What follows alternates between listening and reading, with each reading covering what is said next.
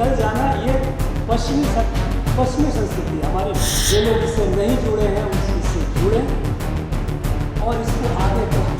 जो इसके साथ ट्रीटमेंट हो रहा है, जो यहाँ से निकल रहे हैं उनके साथ भी, जिसे हम दिव्यांग या विकलांग कहते हैं, वो भी भारत का नागरिक है। नमस्कार, आप लाइव सिटीज देख रहे हैं। आपके साथ मैं हूँ वसीम खान। जब मंच सजा हो और मंच पर विराजमान वह व्यक्ति बैठा दिखाई दे जिसे आप भगवान का स्वरूप कहने से भी बिल्कुल भी नहीं हिचकिचाएंगे। जी हाँ, बिल्कुल। देखिए, कई लोगों को रोशनी देने वाले, देखिए रोशनी भी आगे बढ़ने की, ऊर्जा देने वाले, ऊर्जा भी कुछ कर गुजरने की। और देखिए, आज 27वां स्थापना दिवस भारत विकास विकलांग न्यास का। और ऐसे में देखिए, मंच पर तमिलनाडु के राज्यपाल, वहीं दूसरी तरफ अगर आप देखें तो नंद किशोर यादव जो कि बीजेपी के कद्दावर नेता रहे और बिहार विधानसभा के पूर्व स्पीकर पद पे भी, और वहीं दूसरी तरफ देखिए पटना की मेयर भी पहुंची थी। ऐसे में क्या कुछ कहा है तमिलनाडु के जो राज्यपाल हैं, सबसे पहले आप वो सुनिए। एक ऐसा महसूस होता है, एक अनुभूति होती है कि मनुष्य के रूप में देवताओं का दर्शन, ये लोग जिस तरह से एक सेवा कार्य में लगे हैं,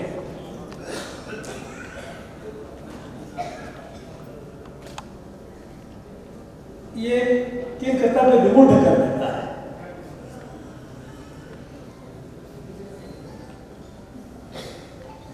मैंने जानने की कोशिश भी की कि पिछले 27 वर्षों में इसका जो एक्सपेंशन हो रहा है, विस्तार हो रहा है, लोग इसमें सहयोग कर रहे हैं,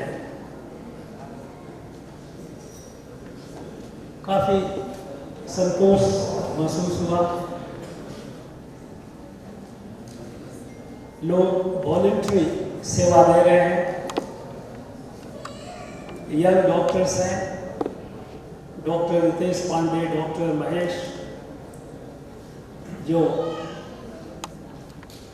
वॉलंटरी सेवा दे करके ऐसे लोगों को जिनका शायद अगर ठेठ भाषा में कहें तो कोई नहीं, उनके लिए, उनके जीवन में आशा की किरण डालने के लिए लोग इनसे, इस संस्था से जुड़े हैं।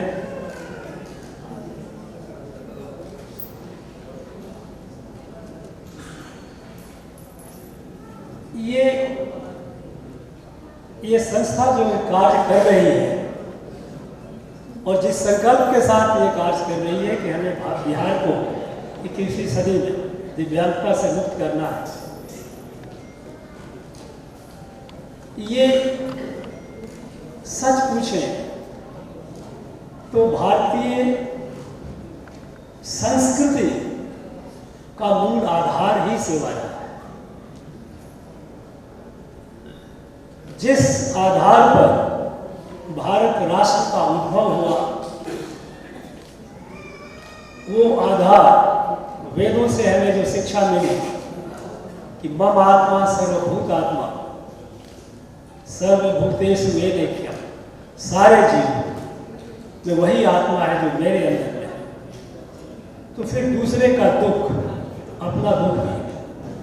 ये हमारी भारत की सारी भाषाओं में, हमारे संतों ने, हमारे ऋषियों ने, हमारे कवियों ने इसका विवरण किया। दुर्भाग्यवश एक लंबे कालखंड में, गुलामी के लंबे कालखंड में, इस संस्कार, सेवा का संस्कार जो हमारी संस्कृति का विरासत है, हमारी पहचान है, इसमें कुछ छेड़ता हुई है, इसमें ह्रास हुआ है।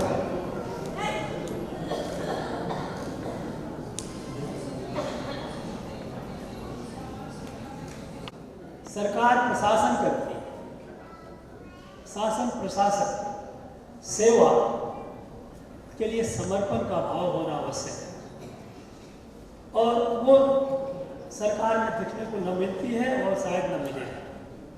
ये काम समाज को ही करना है, और भारत का उद्भव भी समाज से ही हुआ। भारत कोई पॉलिटिकल स्टेट नहीं था, भारत की रचना किसी राजा महाराजा ने नहीं की थी, किसी सैन्य बल से भारत की उत्पत्ति नहीं हुई है। कभी कभी कुछ लोग मुझसे पूछते हैं, जब मैं इस बात की चर्चा करता हूँ, तो कहते हैं कि mister governor tell me, who was the king who ruled the whole India at one point of time, how do you call India as a nation? उन लोगों के मन में ये भावना आती है कि शायद 1947 के बाद भारत, उन्हें इस चीज का एहसास नहीं कि भारत राजाओं का और सेनाओं का देन नहीं है। भारत वैदिक काल से एक दर्शन से उत्पन्न हुआ एक राष्ट्र है, जिस दर्शन में इस बात की चर्चा हुई, इस ज्ञान को, दिव्य ज्ञान को जो हमारे ऋषियों ने, समष्टि और सृष्टि बिल्कुल एक है, अभिन्न रूप से एक, अलग अलग इसके रूप भले दिखे, यह विभिन्नता नहीं विविधता है। लेकिन पश्चिम की व्यक्तिवाद, इंडिविजुअलिज्म की सोच ने हमारे इस एकात्म सोच को, एकात्मवादी सोच को, इसके ऊपर बहुत बड़ा चोट पहुंचा है। और आज हम हर चीज के लिए सरकार के प्रति आश्रित होते जा रहे हैं। कोई समाज जो सरकार पर आश्रित होती जाती है, वो समाज कभी भी सक्षम नहीं हो सकती, सब कभी भी श्रेष्ठतम नहीं हो सकती। ये कार्य समाज को ही करना है। और भारत विश्व का एक अनोखा राष्ट्र है। भारत के जैसा विश्व में कहीं भी देख लें, भारत की जो उत्पत्ति हुई है, ये हमारा दुर्भाग्य है कि हमें इन चीज़ों को, अपने बच्चों को पाठ्य पुस्तकों में कभी हमें बताया नहीं कि भारत राष्ट्र है और राष्ट्र का तात्पर्य क्या होता है।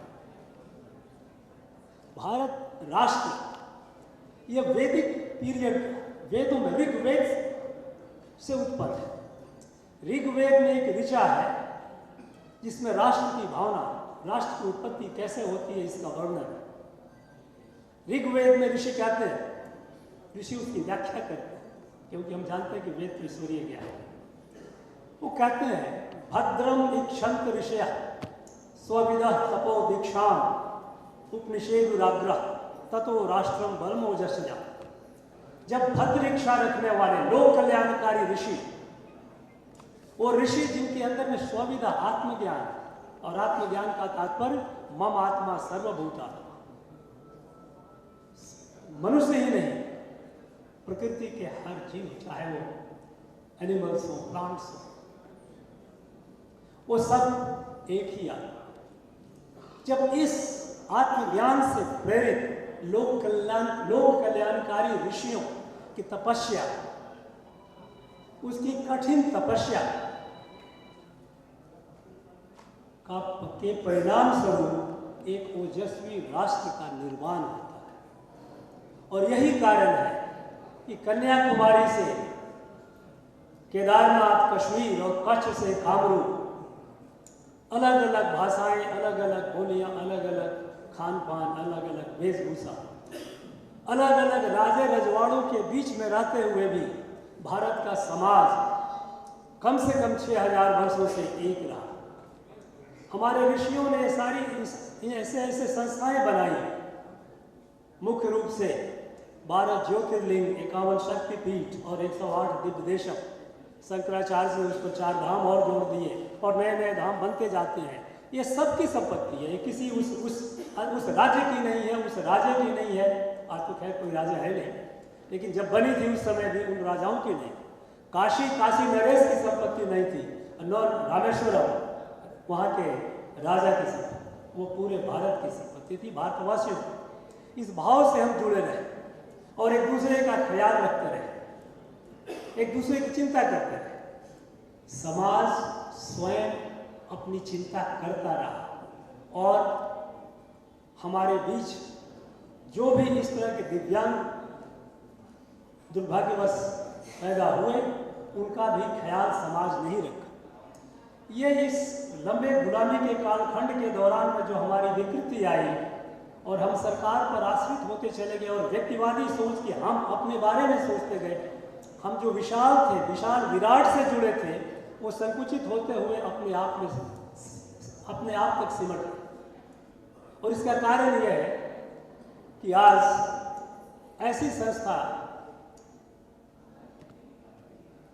जो हमारी जिस संस्था में अभी मैं जानता हूँ, इन्होंने कहा कि हमें कोई कमी नहीं होती, लोग आते जाते हैं और संसाधनों की कमी नहीं होती। मेरा अपना मानना है, जो मैंने देखा कि कहीं ना कहीं कमी है। जिस स्तर पर हमारी समस्या है, दिव्यांगता की समस्या है, उस समस्या के अनुपात में हमें जितना विकसित होना चाहिए उतने रिसोर्स, उतने संसाधन हमारे पास नहीं है।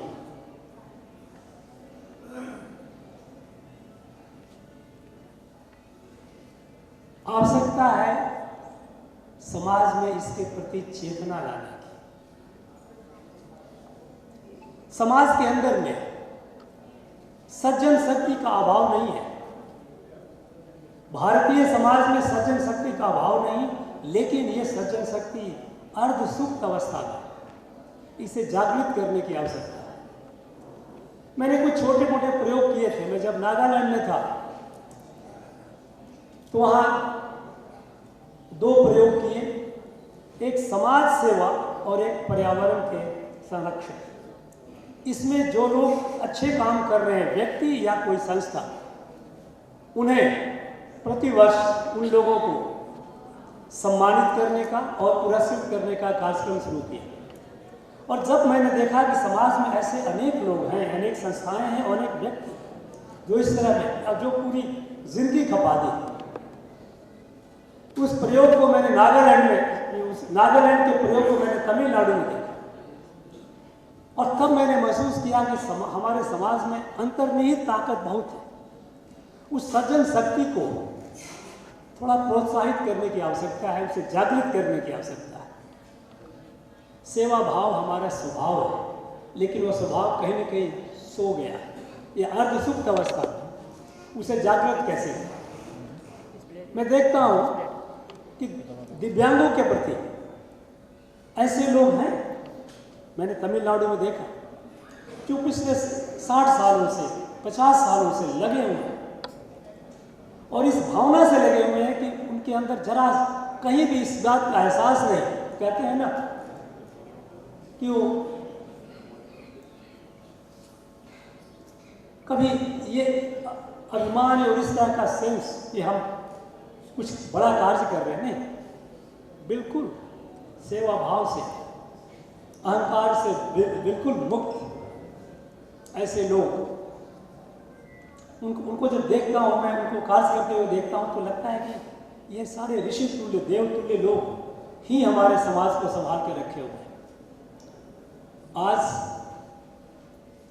जब बिहार प्रगति की ओर जा रहा है, हमारा देश एक संकल्प के साथ कि हम 2047 तक एक विकसित राष्ट्र बनेंगे और स्वाभाविक रूप से बिहार को भी 2047 तक एक विकसित राज्य के रूप में उभरना ही होगा, तो शायद 21वीं सदी में दिव्यांगता मुक्त का जो आपका संकल्प है, मैं समाज से ये अपेक्षा करूंगा कि ये 21वीं सदी बड़ी लंबी सदी है।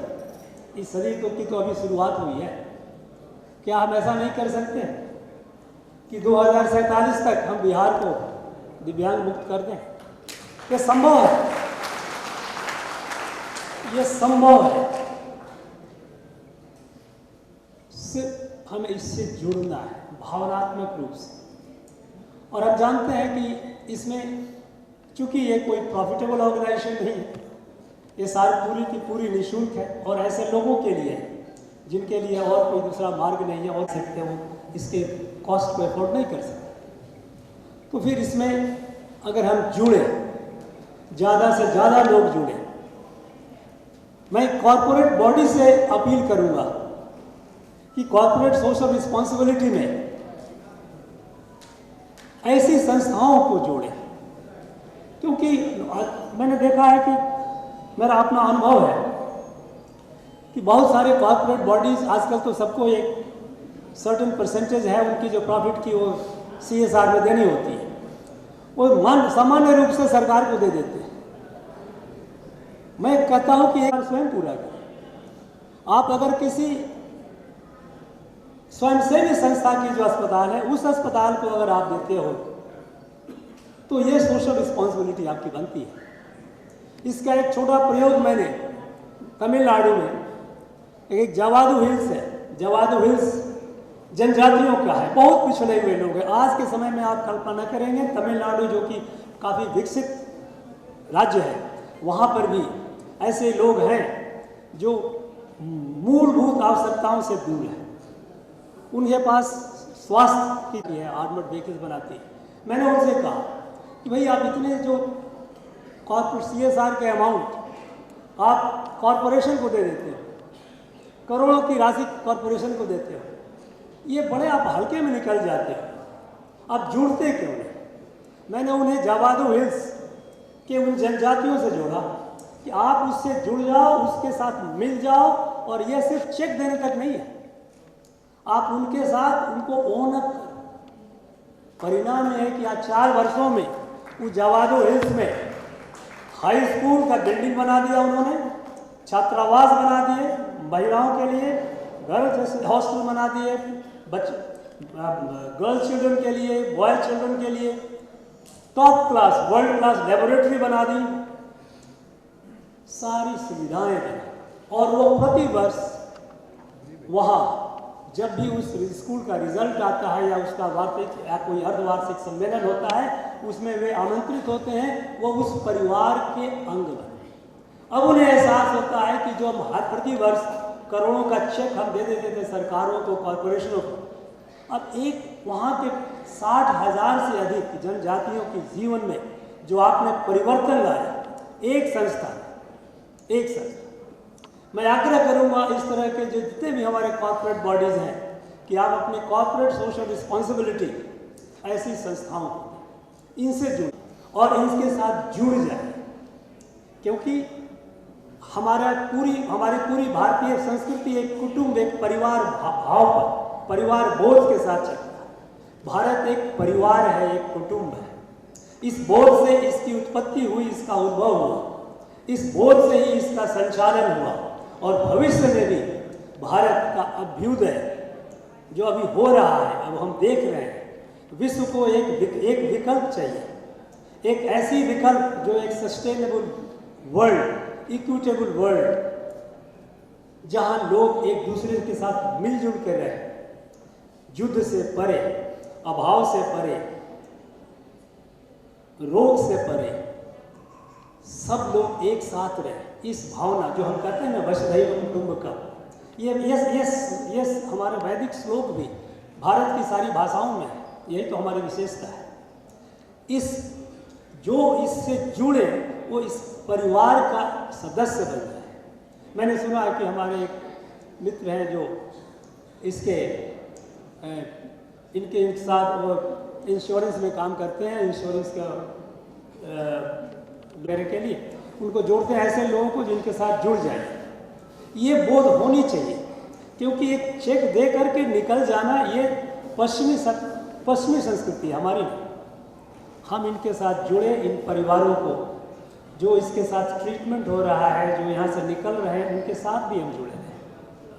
ये परिवार बढ़ता रहे और आने वाले वर्षों में, और मैं ऐसी आशा करूंगा कि शायद 2047 का जो हमारा संकल्प है, उस संकल्प को हम सिद्धि करने में हम अपना पूरा सहयोग करें। और मैं अगले वर्षों में जब मुझे ऐसा अवसर मिले इससे जुड़ने का, यहाँ आने का, तो मैं देखूँ कि ये संस्था किस तरह से ग्रो कर रही है, किस तरह से इसका विकास हो रहा है। बिहार को हमें विकलांग मुक्त करना है। मैं अक्सर कहता हूँ, बाहर में जाता हूँ, मैं बिहारी हूँ, कहते हैं लोग बद से बदनाम बुरा होता है।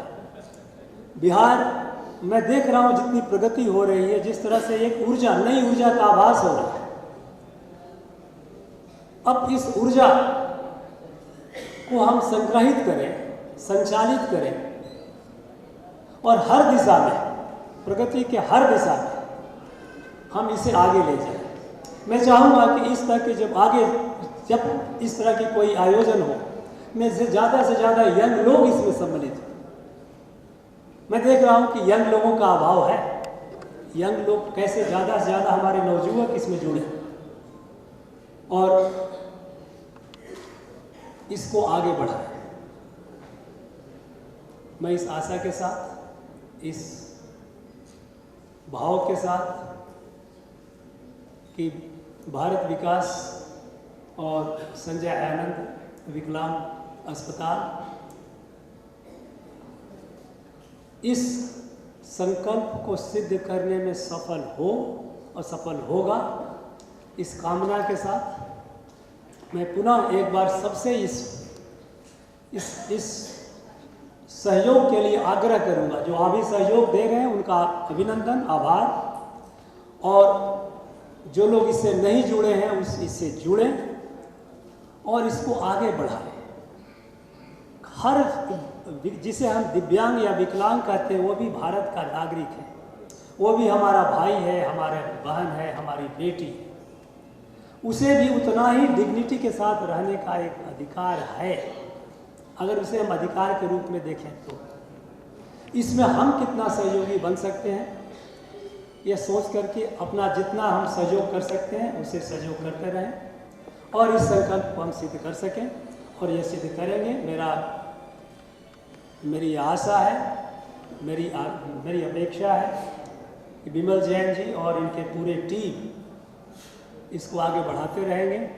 आपका एक बार सबका पुनः हृदय से अभिनंदन, बहुत बहुत धन्यवाद। तो आपने सुना, देखिए केवल चेक से नहीं बल्कि मन से जुड़िए, दिल से जुड़िए और वैसे संस्थानों को मदद कीजिए जो कहीं ना कहीं समाज में उत्थान का कार्य कर रहे हैं और समाज में बेहतरी का कार्य कर रहे हैं। आपने सुना तमिलनाडु के राज्यपाल को क्या कुछ कह रहे थे। फिलहाल इस वीडियो में इतना ही। कैमरे के पीछे अजय हैं, आपका बहुत बहुत शुक्रिया।